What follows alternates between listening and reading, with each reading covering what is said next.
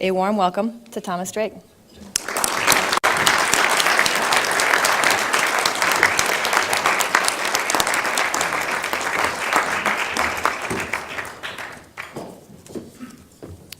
I'd like to thank the National Press Club for inviting me here. I'm looking forward to the Q&A, so I do have a few remarks to kind of set the tone and the tenor and just reflect quite in a sobering manner on what happened to me and what's at stake for this country. I've entitled my remarks, "In the Shadowlands of the Secrecy State, Preying on the First Amendment." I first want to announce, however, that I can neither confirm nor deny that a solar eclipse cast by the shadow government is at least partially blocking the view of Sunshine Week.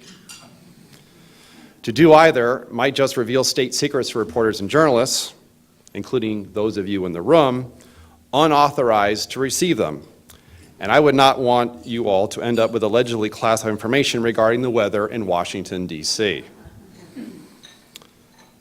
The White House blog on Wednesday said, quote, "We celebrate Sunshine Week, an appropriate time to discuss the importance of open government and freedom of information," including a quote from President Obama saying, quote, "Openness will strengthen our democracy and promote efficiency and effectiveness in government." Really? Jocelyn Radack, the National Security and Human Rights Director at the Government Accountability Project, remarked on Twitter just yesterday that after, quote, 3 years of shouting into the wilderness, unquote, she is relieved to see that the Kool-Aid crowd is finally realizing that the Obama administration's draconian orgy of secrecy is finally reaching a boiling point. Glenn Greenwald with the Guardian newspaper published a very powerful article yesterday titled, quote, "Obama's secrecy fixation causing Sunshine Week implosion." I'd like to remind everybody that President John F. Kennedy said that the very word secrecy is repugnant in a free and open society. I like to think that we have reached a critical event horizon. And whether national security as a new state religion will further suck the dwindling light of the First Amendment into the black hole of classification and secrecy hidden from public view. It seems that secrecy is actually strengthening the national security state in order to hide from accountability and oversight at the expense of informed public interest, where it matters the most. What is the price of keeping the public in the dark and having a government increasingly operating in the dark through secret law or interpretations in secret of existing law? After all, this very event is part of Sunshine Week, and I would like to highlight just one event that brings the message of Sunshine Week home regarding what's so at stake and our increasingly two-faced government. The House Oversight and Government Reform Committee held hearings this week on addressing transparency in the federal bureaucracy, moving toward a more open government.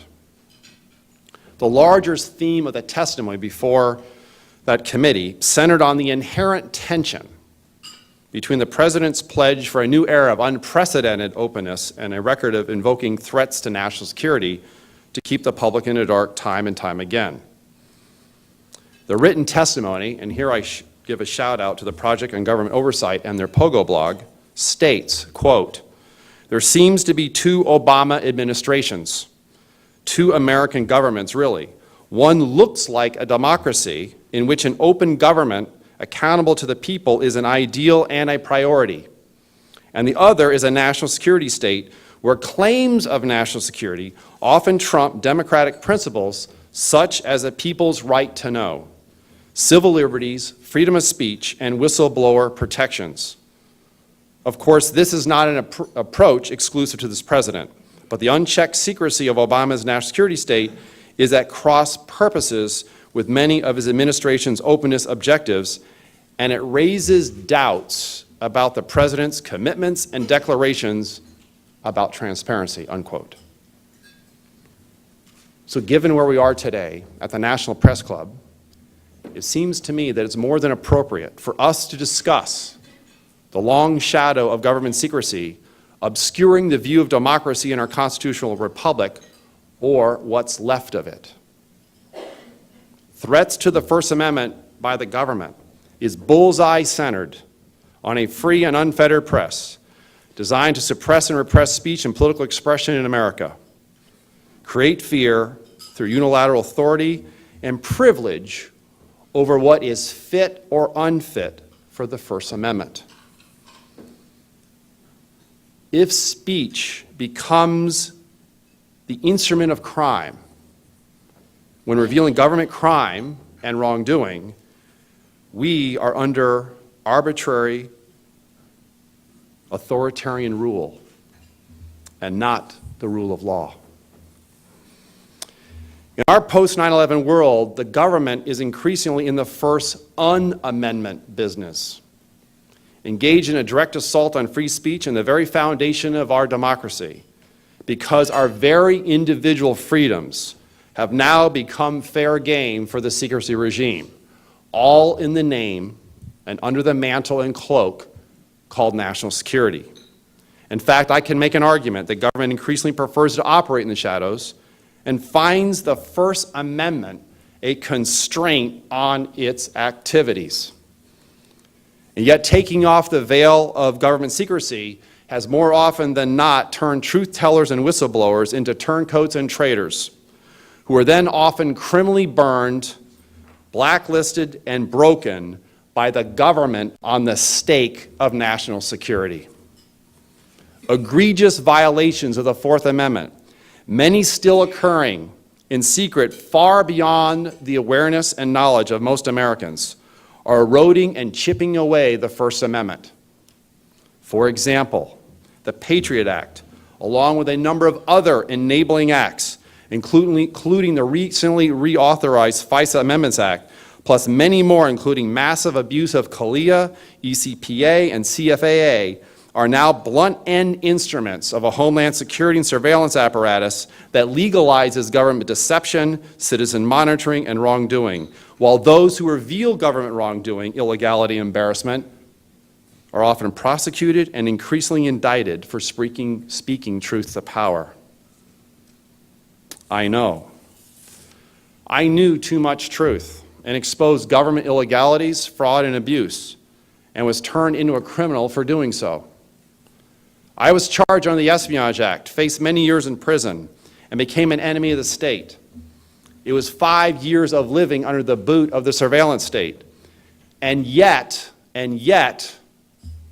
I was saved by the First Amendment and the court of public opinion and the free press, including the strength and growing resiliency of the alternative media, the very cornerstone of all of our liberties and freedoms, the one on which all the rest rely, the active voice and conscience of the Constitution of the United States of America. Freedom means everything to me, and especially when I face the prospect of having all my freedoms taken away from me and placed under all kinds of restrictions in movement and monitored activity for several years. So for the sake of our common future and the country we want to keep, we must ask of ourselves some very hard questions.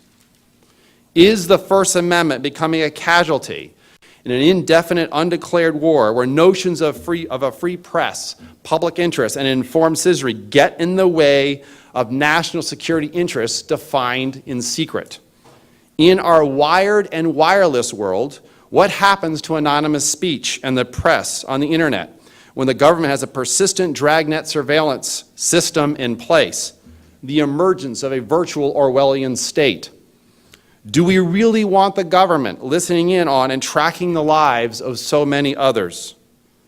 Have our constitutional freedoms become the latest victims of 9/11? Is the intolerance shown by the secret federal government for the magnificent of our precious First Amendment freedoms a foreboding of things to come? Will national security replace our individual rights? Will fear take priority over freedom? Will government censorship and propaganda triumph over personal choice and disclosure? Is suppression and repression the instrument for stamping out dissent? Will government embarrassment extinguish exposure? Is the tree of liberty becoming an endangered species? And if we starve liberty for the increasingly myopic sake of security, what will we have left to defend? What happens when the acid of secrecy and suppression erode the very bedrock of the First Amendment? What happens when the sources of what is really happening in government increasingly choose not to speak to the press? What happens when we increasingly self-censor ourselves and the news is not fit to print because it invites undue government attention? How else will the press report the real news when their sources dry up and the government becomes a primary purveyor of its own news? It is our freedom of choice that is at stake as citizens, and not the government's to just take away from us in secret under the guise of keeping us safe from ourselves. We must now rescue the Constitution from our very own government before it becomes a hollow shell of its former self. The rights we have, the rights, not privileges, the rights we have under the First Amendment are the living blueprint and beacon for our personal freedoms and power of choice. George Orwell said, quote, "If liberty means anything at all, it means the right to tell people what they do not want to hear," unquote. When there is no transparency, openness, or public accountability for the deeds of government, including secret surveillance, torture, kill lists, the cover the AUMF used to justify our foreign policy, abandonment of due process, FOIA redactions and delays, prosecutorial overreach and misconduct, only invites further abuse, secret rule, and unchecked power by the government. What happens to our country? What happens to our country when laws are secretly reinterpreted behind closed doors by government officials who prefer to operate in the shadows without public debate, but promote and support laws that violate the privacy and protections afforded by the Constitution for the sake of national security? So are we willing to forsake our liberties for the sake of security, when in fact it is our very liberties which define the heart and core of our national security? What is more pernicious in terms of a freedom of the press and an informed citizenry when the very sources are threatened with life in prison for simply telling the truth about the government? You see, the First Amendment of all the amendments is an invaluable protection for public freedom against government overreach and intrusion into our lives, our fortunes, and our very futures. Do we want to let the First Amendment join the list of endangered species, where the remaining descendants end up in a zoo somewhere behind a cage for people to come and gawk? As Kevin Gustola, a remarkable investigative reporter with Fire Dog Lake, said just yesterday in his article, quote, "What is worse? A powerful person telling citizens they have no right to know because they fervently believe that all hell will break loose if they allow any transparency, or a powerful person who purports to favor transparency and openness telling citizens they do not have a right to know because he or she is not that powerful person who has contempt for open government," unquote. In an open and transparent society, the citizenry are supposed to know the truth of its own government. So if the First Amendment is the sunshine of our liberty, how else are we to remain free if the government casts its shadows over you and me?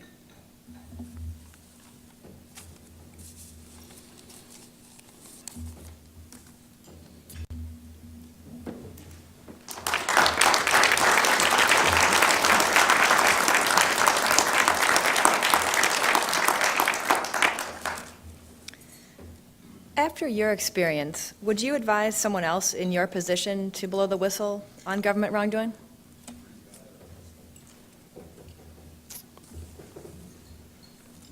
Yes, but make sure you understand what you're getting yourself into. Do not speak to the FBI, and make sure you have a lawyer right from the start. If my case is any example, they'll do everything they can to take anything you say and anything they find and use it to justify charges that in my case were actually framed. See, I told the truth to the FBI agents. They didn't believe me. In fact, 4 of the 10 felony counts were for making false statements. One of them was for obstructing justice. You know why? Because the chief prosecutor said that unless I cooperated with the investigation, they were going to pursue prosecution. So the answer is yes, we actually need more. Having spoken to Daniel Ellsberg, he actually thought in the early 70s, with all the publicity that surrounded the Pentagon Papers, that more people would actually step forward. And other than some close colleagues and associates, guess what? Hardly anybody else stepped forward regarding the travesty of Vietnam.